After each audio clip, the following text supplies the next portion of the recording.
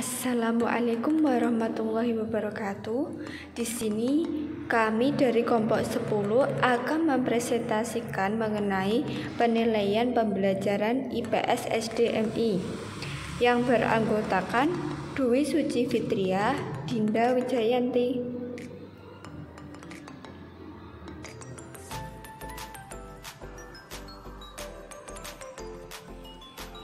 1. Pengertian penilaian pembelajaran. Penilaian pembelajaran adalah proses pengumpulan dan pengelolaan informasi untuk mengukur pencapaian hasil belajar peserta didik. Penilaian proses pembelajaran dilakukan saat proses pembelajaran berlangsung. Penilaian proses belajar mengajar menyangkut penilaian terhadap guru, kegiatan siswa, pola interaksi guru dan siswa, serta keterlaksanaan proses belajar mengajar. 2. Karakteristik penilaian dibagi menjadi 5. 1. Belajar tuntas merupakan tingkat minimal pencapaian kompetensi sikap, pengetahuan dan keterampilan, meliputi ketuntasan substansi dan ketuntasan belajar dalam kurun waktu belajar. Penilaian autentik.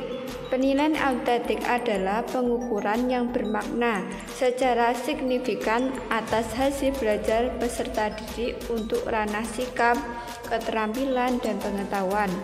Yang ketiga, berkesinambungan. Berkesinambungan dimaksud sebagai penilaian yang dilakukan secara terus-menerus dan berkelanjutan selama pembelajaran berlangsung. Karakteristik penilaian yang keempat adalah menggunakan bentuk penilaian yang bervariasi. Berbagai bentuk penilaian yang dapat digunakan antara lain tes tertulis, tes lisan, penilaian produk, penilaian portofolio, kinerja, proyek, dan pengamatan atau observasi. Yang kelima, berdasarkan acuan kriteria. Penilaian pada kompetensi sikap, pengetahuan, dan keterampilan menggunakan acuan kriteria. Kemampuan peserta didik tidak dibandingkan terhadap kelompoknya, tetapi dibandingkan terhadap ketuntasan yang ditetapkan.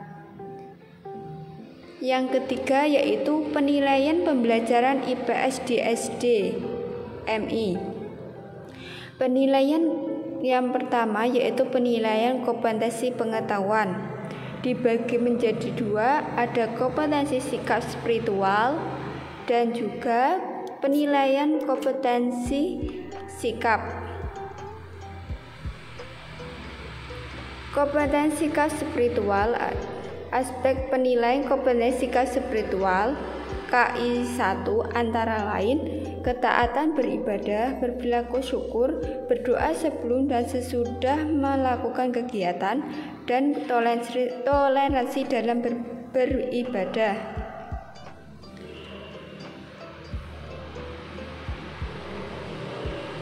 Kompetensi sikap sosial. Aspek penilaian sikap sosial KI2 meliputi jujur, disiplin, tanggung jawab, santun, peduli, dan percaya diri. Selanjutnya penilaian kompetensi pengetahuan dibagi menjadi 3, tes tertulis, tes lisan, dan penugasan. Tes tertulis adalah tes yang soal dan jawaban serta dilaksanakan secara tertulis berupa pilihan ganda, isian benar salah, menjodohkan, dan uraian. Yang kedua, tes lisan. Tes lisan berupa pertanyaan-pertanyaan yang diberikan guru secara lisan dan peserta didik merespon pertanyaan tersebut secara lisan, sehingga menumbuhkan sikap berani berpendapat. Jawaban dapat berupa kata, frase, kalimat, maupun paragraf. Yang ketiga, penugasan.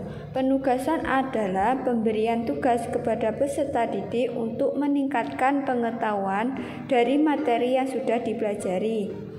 Pemberian tugas dapat juga diberikan pada materi yang akan dipelajari sebagai bentuk stimulus pada peserta didik. Penugasan ini dapat dilakukan baik secara individu ataupun kelompok, sesuai karakteristik materi tugas yang diberikan. Yang terakhir, penilaian kompetensi keterampilan. Ada penilaian kinerja, penilaian proyek, penilaian portofolio. Penilaian kerja merupakan penilaian yang meminta peserta didik untuk melakukan suatu tugas pada situasi yang sesungguhnya dengan mengaplikasikan atau mendemonstrasikan pengetahuan. Yang kedua, penilaian proyek merupakan kegiatan penilaian terhadap suatu tugas yang harus diselesaikan dalam periode atau waktu tertentu. Tugas tersebut berupa rangkaian kegiatan mulai dari perencanaan, pengumpulan data, perorganisasian, pengolahan, dan penyajian data. Yang terakhir, penilaian portofolio. Penilaian portofolio adalah penilaian yang dilakukan dengan cara menilai kumpulan seluruh karya peserta didik dalam bidang tertentu yang bersifat reflektif, integratif untuk mengetahui minat, perkembangan, prestasi, dan kreativitas peserta didik dalam kurun waktu tertentu. Portofolio merupakan bagian dari penilaian autentik yang dapat menyentuh aspek sikap pengetahuan dan keterampilan peserta didik.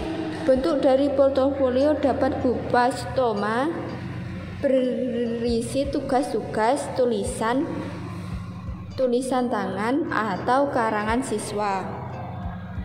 Sekian presentasi dari kami. Apabila ada kurang lebihnya, saya mohon maaf. Wassalamualaikum warahmatullahi wabarakatuh.